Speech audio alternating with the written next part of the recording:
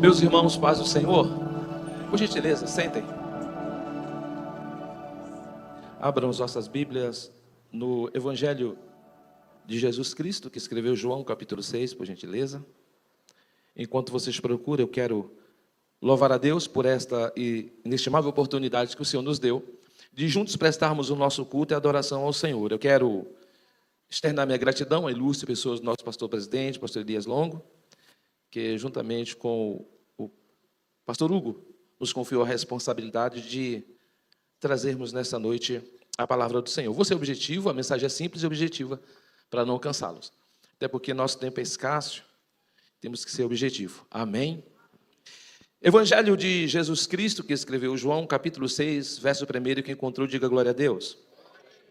Diz assim: depois disto, partiu Jesus para o outro lado do mar da Galileia, também chamado de Tiberíades.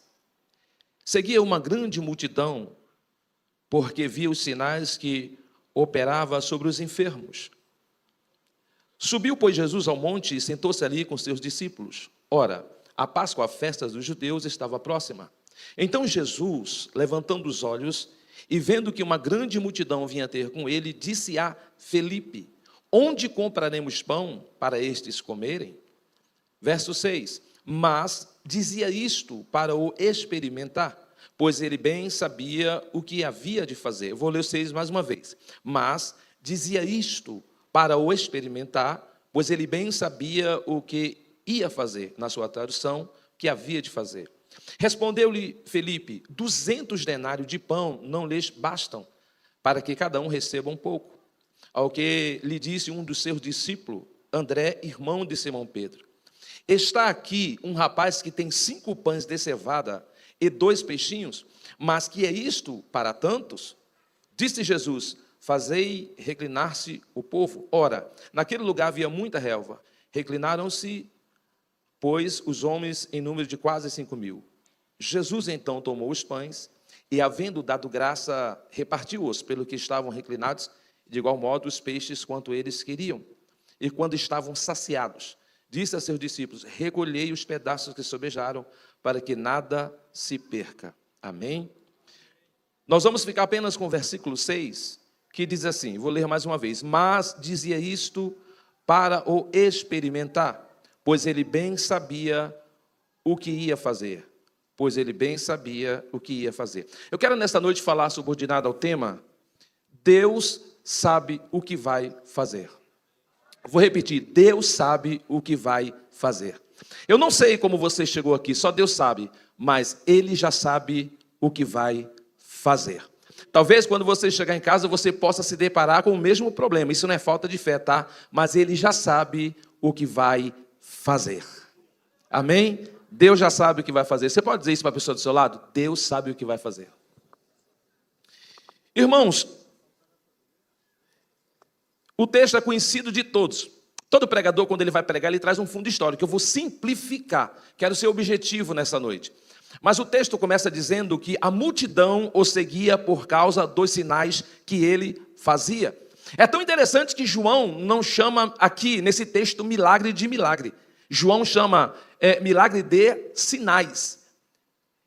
Porque a multidão o seguia por causa dos sinais que ele fazia. João poderia ter escrito: a multidão o seguia por causa dos milagres que ele fazia. Mas não é isso que ele escreve. Ele diz: a multidão o seguia por causa dos sinais que Jesus fazia. Por que ele não chama aqui milagre de milagre, mas milagre de sinais? É muito simples, vamos entender isso. O que ele quis dizer aqui? Por exemplo, se você não conhece Campo Grande, você acaba de chegar em Campo Grande, de repente você se depara com uma placa, um sinal dizendo: a 2 km, Shopping Campo Grande. Só que quando você chega no shopping, o que é maior? O shopping ou o sinal? Ou a placa? O shopping. O sinal sempre será menor do que o objeto para onde ele está apontando. O que João está querendo dizer é o seguinte: ei, o que vocês acabaram de ver, o que vocês estão vendo, isso é apenas sinais. Ele tem poder para fazer muito mais do que isso. É maravilhoso você ler João capítulo 2, né? Os milagres em Caná da Galileia, quando Jesus manda serviçais pegar 6 talhas de água, cada uma cabia de 80 a 120 litros de água, e manda levar ao mestre de sala.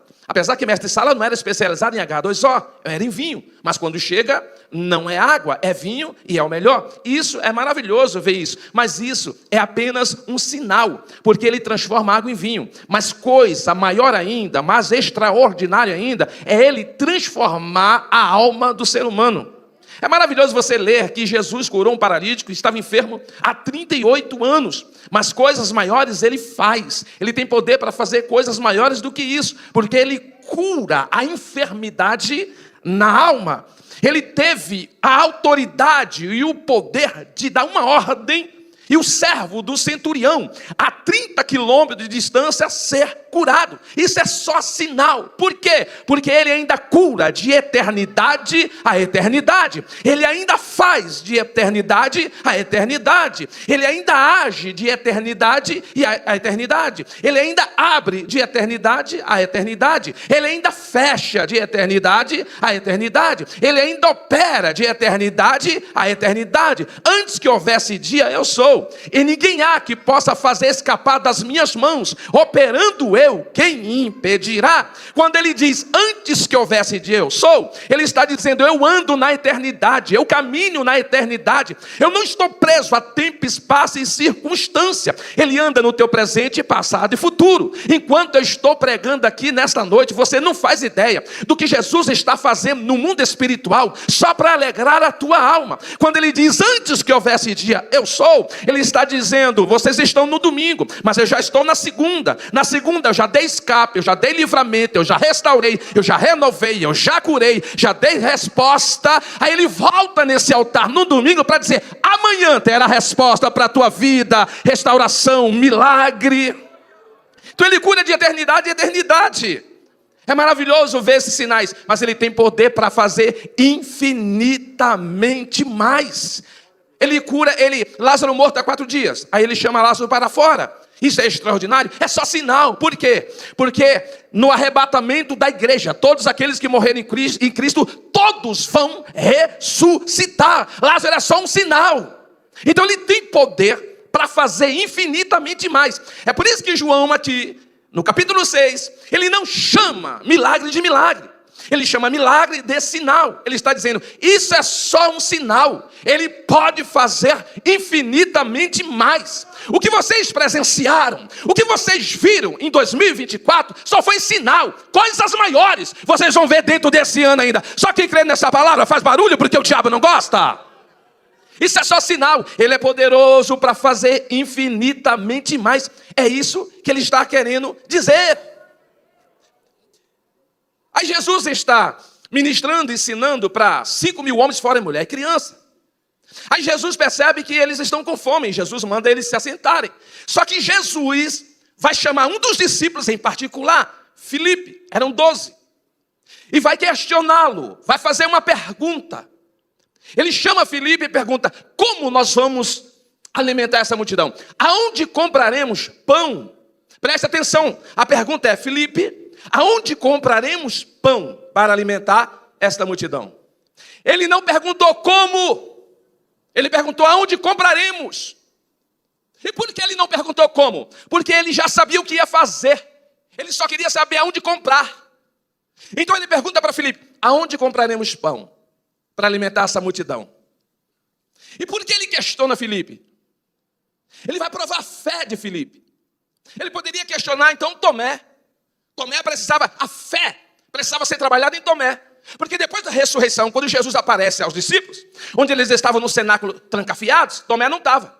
E Tomé disse, se eu não ver os sinais, se eu não tocar do lado, eu não vou crer. Então Jesus aparece novamente e manda ele colocar a mão nos sinais e do lado. E manda ele ser crente. Creia, não seja cru, crente, acredite. Então Jesus deveria questionar Tomé, mas ele não questiona Tomé. Ele vai chamar Filipe em particular. E quebrando a cabeça, estudando, mas por que Jesus foi questionar Filipe? Então eu descobri pelo seguinte, ele vai questionar Filipe, porque Filipe era de Betsaida. E esse milagre vai acontecer na região de Betsaida. Só que ele questiona Filipe, porque Filipe era muito questionador. Houve uma ocasião que Jesus estava ensinando, e os gregos chegaram para ver Jesus. André se aproxima de Filipe e fala, os gregos estão aqui, querem ver o Senhor. Aí Filipe olha e diz assim, os gregos querem ver o Senhor? Já tem tanto judeu vendo ele aqui, presente aqui. O que os gregos querem com Jesus? Ele era muito questionador. Só que Filipe se destaca entre os discípulos, porque ele foi aquele que levou Natanael para conhecer Jesus. Quando ele diz, encontrei o Messias, o Salvador, o Senhor. Aí Natanael pergunta onde? Ele, em Nazaré. Aí surge a pergunta de Natanael, mas de Nazaré pode vir alguma coisa boa? Ele diz, vem e vê. Quando Natanael vai ao encontro de Jesus, Jesus elogia Natanael, dizendo que ele era justo, que ele era íntegro. Natanael se assusta com a expressão de Cristo, e Jesus diz para ele, antes que tu viesse a mim, eu te vi debaixo da figueira. Jesus não está falando de um momento presente. Jesus não está dizendo para Natanael, antes que você viesse até mim, você acabou de sair debaixo da figueira. Ele estava falando de algo do passado. Há linhas teológicas que diz que quando Herodes, o grande, mandou matar menino de 2 anos para baixo, os pais de Natanael o escondeu debaixo de folhas da figueira. Jesus está falando acerca, quando ele ainda tinha 2 aninhos de idade, e foi salvo, porque os seus pais o esconderam debaixo de folhas de figueira. E se Herodes descobrisse que ele era um dos que sobreviveram, mesmo adulto ele morreria. Então quando Jesus falou assim, antes que tu viesse a mim, eu te vi debaixo da figueira, ele estava dizendo, fica tranquilo que esse segredo eu não revelo para ninguém. Então Jesus estava mostrando a onisciência dele. Então Natanael fica estarrecido pela expressão do Senhor. É tão interessante essa coisa de figueira, né? Tem um mistério nessa questão de figueira. Natanael, Jesus viu ele debaixo da figueira. Jesus vai entrando na cidade e vê um homem em cima da figueira. Quem estava em cima da figueira tinha nome, tinha status, tinha posição, era conhecido, mas estava perdido. E aquele que Jesus viu debaixo da figueira, Jesus disse, é justo. Aquele que Jesus viu em cima da figueira, olhou e disse, tem culpa, hoje convém que eu entre, que eu pouse na sua casa. Você precisa se converter, você precisa nascer de novo. Então nós entendemos que Jesus vê quem está embaixo da figueira e Jesus vê quem está em cima da figueira. E também aprendemos que nem todos que estão em cima, que tem nome, que tem status, que tem carteirinha, que tem fama, nem todos é maior do que quem está embaixo. Então é melhor estar embaixo salvo do que em cima perdido. Só que Jesus olha para quem está embaixo e Jesus transforma quem tem culpa e quem está em cima. Então fique embaixo, que muitas vezes é melhor estar embaixo salvo do que em cima perdido. Posso ouvir um glória a Deus? Aí ele vai questionar Filipe. Só quem está vivo aí, dá glória a Deus. Ele vai questionar Filipe. Por que ele questiona Filipe? Filipe era muito questionador, muito questionador. Jesus, certa ocasião, estava ensinando a palavra. Aí Filipe olha para Jesus e fala assim, Senhor, tu está falando do Pai? Então mostra-nos o Pai. Jesus diz, Filipe, eu estou há tanto tempo convosco e você me faz essa pergunta. Você quer que eu mostre o Pai? Quem vê a mim, vê o Pai. Percebam que ele era muito questionador. Não somos assim? Temos a tendência de questionar demais e falar demais. Se eu estivesse no lugar da liderança, eu agiria assim, eu faria assim, eu tomaria outra decisão, o papel seria outro. Aí Jesus te coloca na mesma situação, no mesmo cargo, no mesmo lugar e fala, então faz que eu quero ver, toma atitude diferente que eu quero ver. Então olha para mim, abaixa a régua, para Deus pegar mais leve com você, tira o prumo da mão, porque só quem nivela a pessoa é o Espírito Santo de Deus. Então ele era muito questionador. A Jesus é questionado também. Então cuidado para Jesus não te colocar na situação de alguém para ver se realmente você faz o que diz que faria. Se teria atitude que você disse que teria. Se você agiria como disse que você agiria. Então Jesus vai questionar o questionador.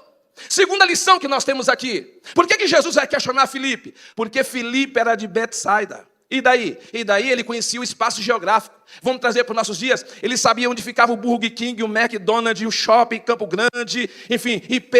Ele sabia onde ficava a farmácia, o açougue do seu Joaquim. Então Jesus vai questionar alguém que conhecia o espaço geográfico. Se ele conhecia, então ele sabia onde tinha uma padaria, onde comprariam pão para alimentar a multidão. Então ele vai questionar alguém que era da região. Você precisa entender que você não está onde está por estar. Você não mora em Campo Grande por morar. Você não trabalha onde trabalha por trabalhar. Você não congrega nesse ministério por congregar. Você não está aqui nessa noite por estar. Você não estuda onde estuda por estudar. Você não está onde está por acaso. Você está para resolver problemas, para resolver problemas. Jesus questiona Filipe porque ele conhecia o lugar. Então ele poderia resolver o problema. Jesus não vai trazer alguém de fora, traz para cá e diz assim, vai no shopping Campo Grande, porque eu quero falar com alguém. A pessoa nem sabe chegar lá. Não, ele vai usar você, que mora aqui, que é daqui, conhece a região, conhece o lugar, conhece o farmacêutico, conhece o padeiro, conhece o açougueiro. Jesus vai usar você. Entenda uma coisa, Jesus não te colocou em Campo Grande, Jesus não te colocou dentro dessa igreja, porque você pode até achar que você está aqui porque você quis vir para cá. Você não está aqui porque você quis vir. Você está aqui porque Jesus te trouxe para cá. Você não está aqui de livre, espontânea vontade. Você está aqui porque Deus te colocou aqui. Só que Deus não te colocou aqui para você gerar problema. Deus te colocou aqui para você resolver problema. Deus não te colocou aqui para ferir pessoas. Deus te trouxe para cá para você curar pessoas. Curar pessoas. Curar pessoas. Você não está aqui por estar. Você está aqui porque Deus te trouxe. Porque Deus te colocou aqui. Você não está aqui de livre e espontânea vontade. Vou congregar naquela igreja porque eu acho ela top das galáxias misturada no Jiraya. Porque os louvores lá são bonitos. Você está aqui porque Deus te trouxe. Você está aqui porque Deus te trouxe para cá. Deus te plantou, Deus te colocou. Então procure resolver, procure salvar, procure curar, procure ajudar. Porque quem te colocou aqui foi Deus. Quem sabe eu estou pregando para alguém que você tem se perguntado, Senhor, estou lá porque eu quis ou porque o Senhor me colocou? Ei, receba a resposta de Deus nesta noite. Quem te trouxe para cá foi Deus. Quem te colocou aqui foi Deus. Foi Deus. Porque Ele sabe que você conhece a região. Filipe, como nós vamos alimentar a multidão? Aí Filipe começa a fazer cálculo. Ele vai se tornar um fera em logística, na matemática, em números. Espera aí, Senhor. Nem que nós trabalhássemos o mês todo. Jesus não perguntou como. Ele disse, aonde compraremos? Porque Deus nunca te dará uma direção sem Ele te dar a provisão. Quando Deus te dá uma direção, Ele te dá provisão. E vontade de Deus não é para ser questionada. Vontade de Deus é para ser feita.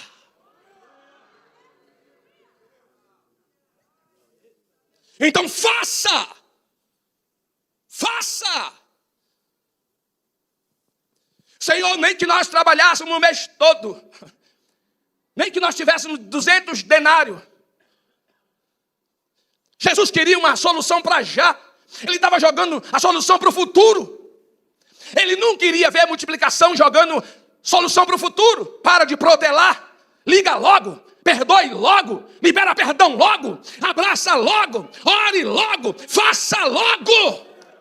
Você nunca vai ver milagres se você ficar protelando isso. Resolva logo isso. Resolva logo isso.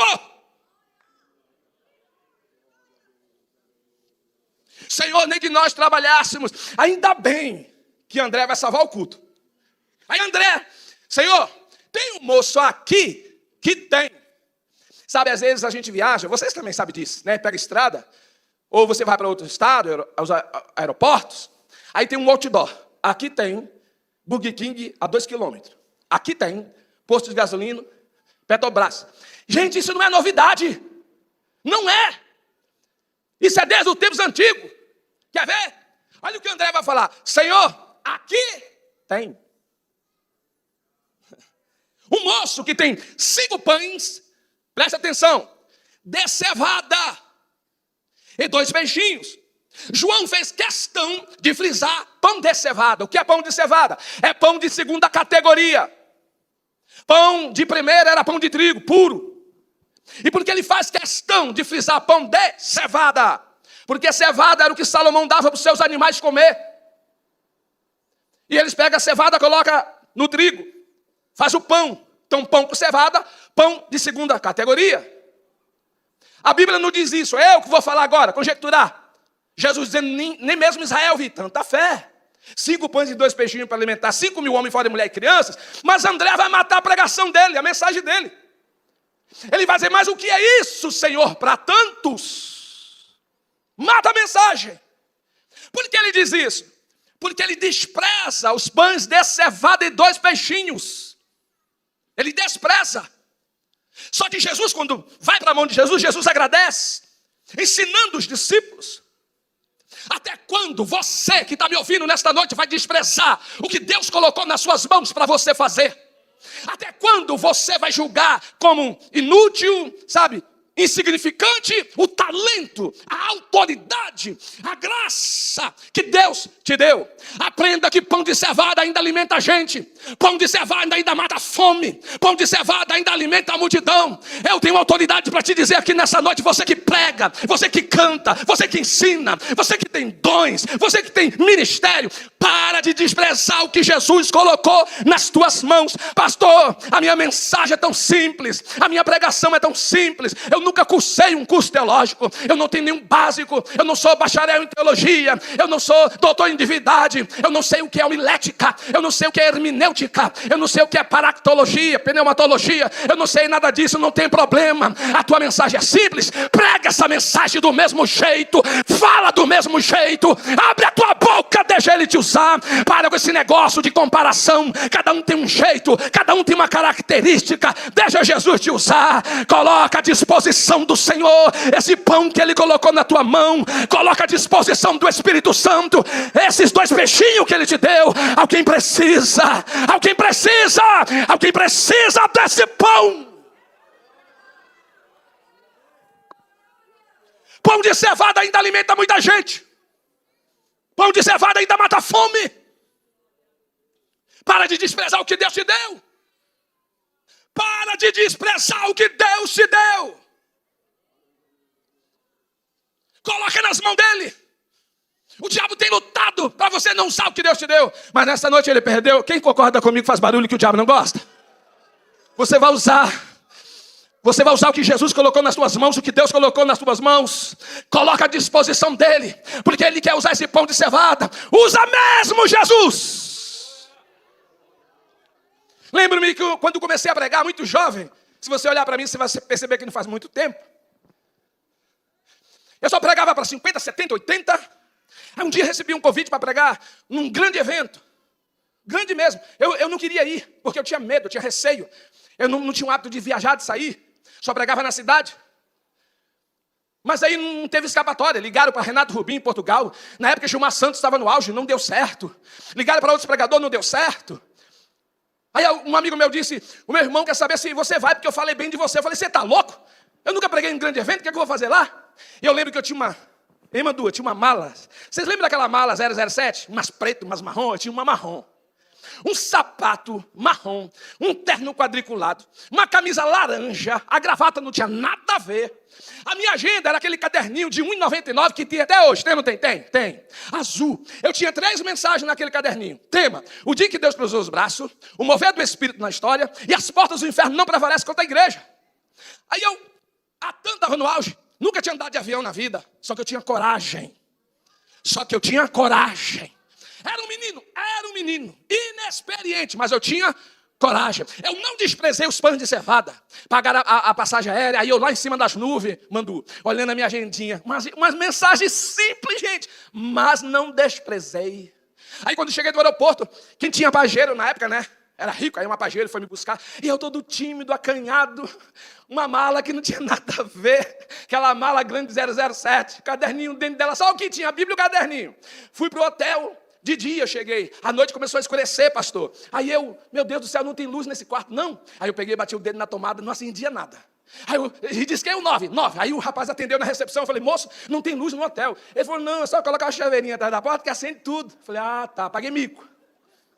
À noite foram me buscar para pregar. Gente, quando eu cheguei no lugar, se eu pudesse voltar atrás, eu voltaria? Voltaria, mas não dava mais para voltar atrás. Sabe por quê? Olha para mim. Porque tem hora que Deus te empurra. Porque Deus sabe que você tem. Porque tem gente que pensa que tem, mas não tem. Tem gente que tem, sabe que tem, usa o que tem. Tem gente que pensa que não tem, mas tem. A viúva disse, tua serva não tem nada em casa, senão um pouquinho de botija na azeite. Ela achava que não tinha, mas tinha. Sansão tinha, sabia o que tinha, perdeu o que tinha. Eliseu tinha, sabia o que tinha, usava o que tinha. Os filhos de serva achavam que tinha, mas não tinha. Apanhou até de demônio. E tem gente que não tem, mas vai receber em nome de Jesus nessa noite para a glória de Deus. Aí me foram me buscar no hotel. Quando eu cheguei na igreja, gente, pensa no templo, lotado. O altar tinha tanta gente, e eu, terno quadriculado, sapato nada a ver, de João Batista, uma camisa laranja, E aquela mala, meu Deus, dava para carregar uma mudança dentro. Passando no meio da multidão. O púlpito cabia mais de quase 100 obreiros naquele púlpito, ou 70, 80, eu não lembro. Eu sei que quando eu dobrei o joelho, tímido, se eu pudesse me esconder, eu ouvi alguém perguntando assim, quem é esse? Aí o outro respondeu assim, indicaram. Mas eu já estava lá, gente. Porque tem horas que Deus te empurra. É aquela velha história de um pai que tinha uma filha única. Ele colocou nas manchetes dos jornais, quem pular a piscina da minha casa com um crocodilo dentro, vai casar com a minha filha, eu vou bancar tudo, vou dar uma Ferrari, vou dar casa na Europa. Mas havia muitos inscritos, mas ninguém pulava na água. Porque é melhor ser um covarde vivo do que um corajoso morto.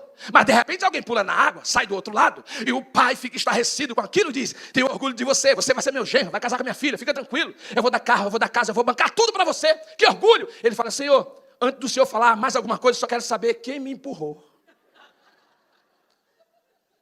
Então escuta, eu estou pregando para alguém que precisa ouvir isso. Deus vai te dar um empurrão. Deus vai te empurrar. Chega de mimimi, eu não quero. Chega de desculpa, o Senhor vai te empurrar. Ele vai te lançar, Ele vai te jogar. Porque Deus sabe que você tem pão de cevada para alimentar a multidão. Só quem crê nessa palavra faz barulho que o diabo não gosta.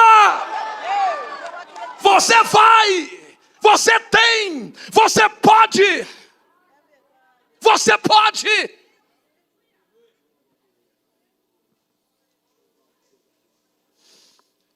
Senhor, tem um moço aqui que tem 5 pães de cevada. Aí ele vai falar assim, e 2 peixinhos. 2 peixinhos. O que é isso para tanta gente? 2 peixinhos.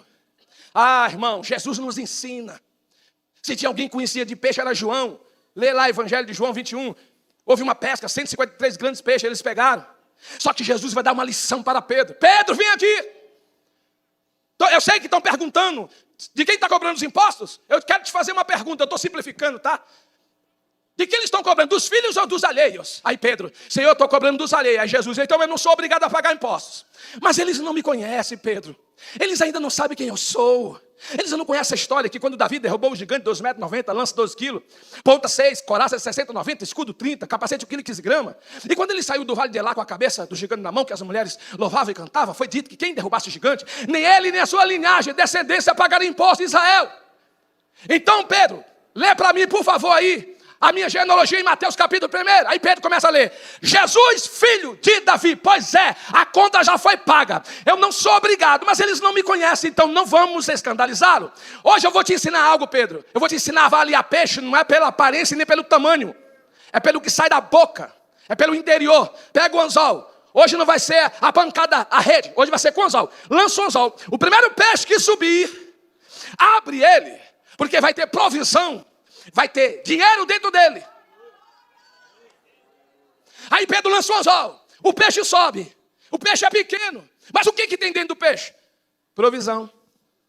Aí André está falando, é 2 peixinhos. É melhor ser peixinho com provisão. É melhor ser peixinho, ser sensível. É melhor ser peixinho, ser quebrantado. É melhor ser peixinho e ter uma direção para alguém. É melhor ser peixinho e ter para curar alguém.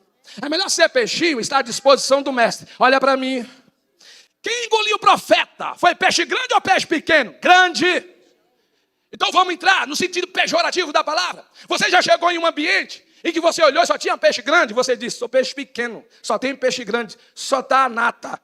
Mas quem engoliu o profeta? Quem sufocou o profeta? Foi peixe grande ou peixe pequeno? Peixe pequeno. É melhor ser peixe pequeno à disposição do Senhor e tendo provisão e direção para as vidas, do que peixe grande matando o profeta. Porque tem muito peixe grande matando o profeta, sufocando o profeta, calando o profeta, calando a voz profética. Mas eu quero crer que dentro desse ministério, dentro dessa igreja nesta noite, tem peixe pequeno, mas tem voz profética. Tem peixe pequeno, mas tem provisão para alguém. Tem peixe pequeno, mas tem direção para alguém. É melhor ser peixe pequeno tendo provisão do que peixe grande matando o profeta. Mas eu quero profetizar que Deus vai te levantar, que Deus vai te usar. Tem provisão de Deus para a tua vida e você vai ter para dar, para dividir, para curar, para direcionar. Quem crê nessa palavra, joga a mão para cima e faz barulho, porque o diabo não gosta.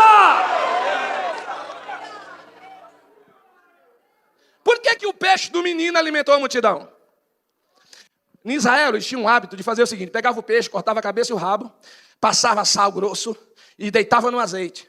Sabe por que o peixe dele alimentou? Ele estava no deserto, o peixe não estragou, não azedou. É porque esse peixe estava deitado no azeite. É melhor ser peixe pequeno, no azeite. Porque se está no azeite, Jesus usa com força. Do que ser peixe grande, só matando o profeta. Eu já fui pedido de pregar em muitos lugares, por falar a verdade. Só que não conseguiram me matar. Já tiraram o meu nome de cartaz. Já ligaram falando que está cancelado. Porque tem muitos por aí, muitos peixes grandes, que eles não querem ouvir uma voz profética. Eles querem os seus egos massageados. Mas nesta noite tem profeta para a glória de Deus.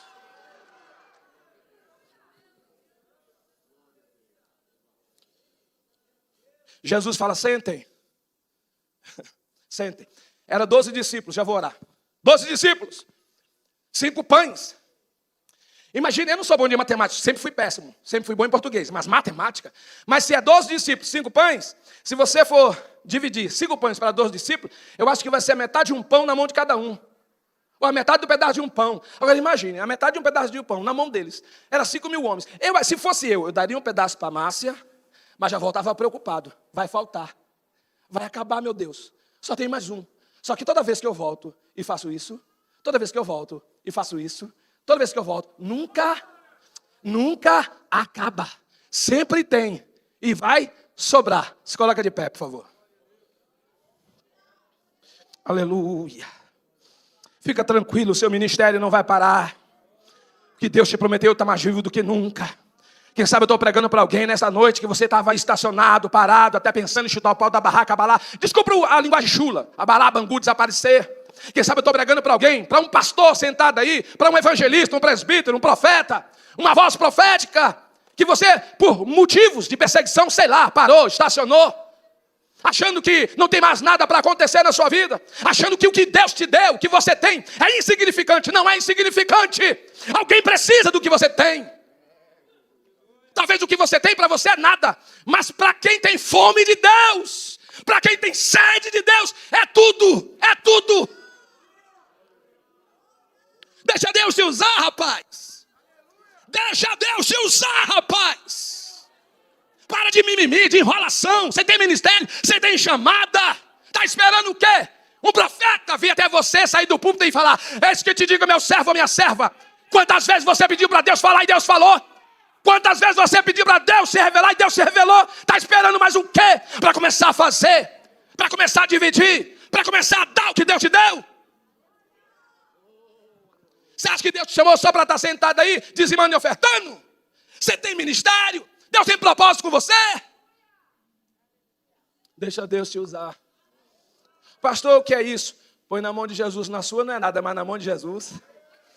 O pão na mão de André não resolveu nada, mas quando ele colocou na mão de Jesus, coloca à disposição de Jesus nessa noite. Se coloca à disposição de Jesus nessa noite, e o que você tem vai se multiplicar.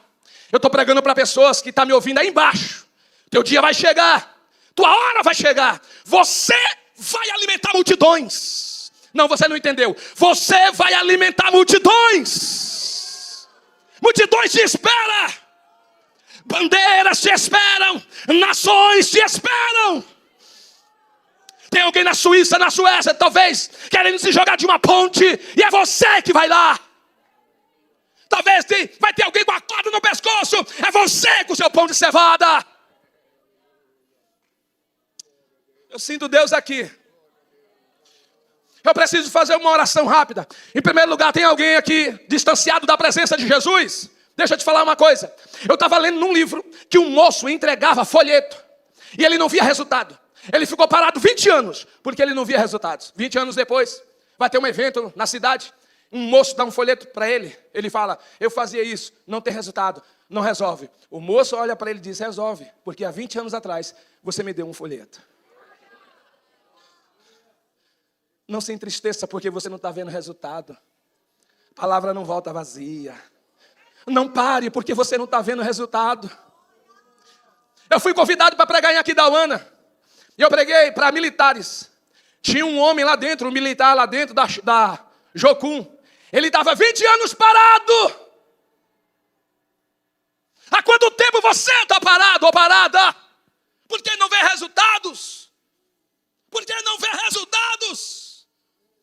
você quem convence, não é você quem faz a obra, é o Espírito Santo. Levanta, faça o que Deus te chamou para ser feito, faça. Tem alguém aqui distanciado de Jesus? Eu gostaria que você saísse do seu lugar, viesse à frente, quero orar por você. Tem alguém afastado, distanciado de Jesus? O nome, né? Jesus.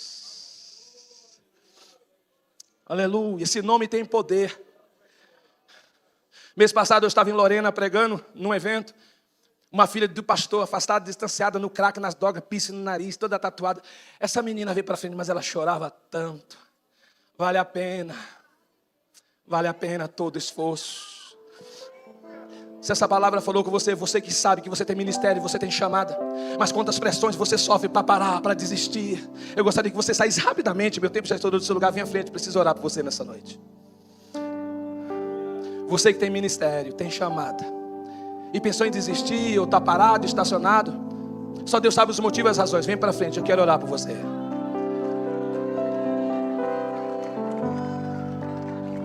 Bom, se a igreja não se alegrar, os anjos já estão pulando lá no céu, irmão.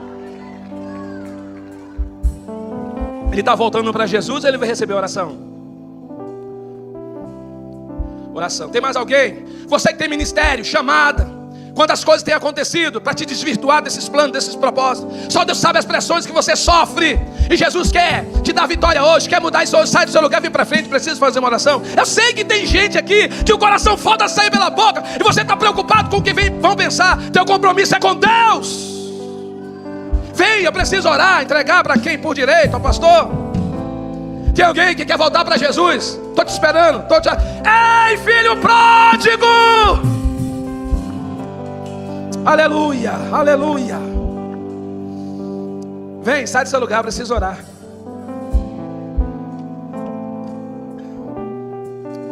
Estenda a mão para cá, igreja. Uma alma vale mais que o mundo inteiro. Eu sei que nesta noite Deus está levantando ministérios aqui dentro. Deus está levantando ministérios aqui dentro. Pessoas que tinham parado, vai voltar. Jesus nunca me decepcionou, gente. Eu sei que eu estou falando aqui. Tem gente aqui nessa noite que a tua vida nunca mais será a mesma, porque Jesus vai colocar pessoas no teu caminho para você curar, para você pregar, para você falar. Oh, aleluia, aleluia. Oh, glória. Ela veio receber a oração ou está voltando? Oi? Oh, glória, vamos orar. Que eu sei que tem pessoas aqui que você nunca mais será o mesmo. O fogo vai queimar no seu coração. Você vai ter sede para falar de Jesus. Jesus vai te usar para ganhar almas. Deus vai usar o teu pão de cevada e os peixinhos que você tem. Deus vai fazer história com o que você tem. Você não vai passar pela vida sem fazer história. Você vai fazer história com o que você tem. Pai, nós queremos te louvar, nós queremos te agradecer. A tua palavra foi ministrada e pregada aqui nesta noite. Eu sei que ela não volta vazia. Pessoas que vieram à frente para receber oração, porque só o Senhor sabe as pressões que elas sofrem para parar, para estacionar, para enterrar dom, talento. Mas nesta noite, em nome de Jesus, o Senhor é a força da tua vida. Deus está renovando as tuas forças. O Senhor está te vivificando. Você não vai parar, você não vai desistir, você não vai estacionar. Tem muita coisa ainda para acontecer na sua vida. Tem muita coisa para acontecer ainda na sua vida. Nesta noite, Deus está entrando aonde você não pode entrar. Deus está tocando aonde você não pode tocar. Deus está fazendo o que você não pode fazer. Deus está agindo aonde os teus esforços humanos nunca foi capaz de resolver e fazer. Ele já sabe o que ele vai fazer, como ele vai operar, como ele vai agir, como ele vai trabalhar, como ele vai resolver, onde ele vai tocar. Deus está na casa, está renovando gente. Deus está na casa renovando a tua fé. Eu quero profetizar que essa semana que vai entrar será uma semana de bênção, de vitória para a sua vida, de alegria, de paz. Deus te trará resposta. Deus vai na tua frente. Ele vai na tua frente. O Senhor vai fazer, ele já sabe o que vai fazer. Quem acredita nessa palavra, adore e faz barulho, porque o diabo não gosta. Quem pode aplaudir o Senhor nesta noite, aplaude com todas as vossas forças.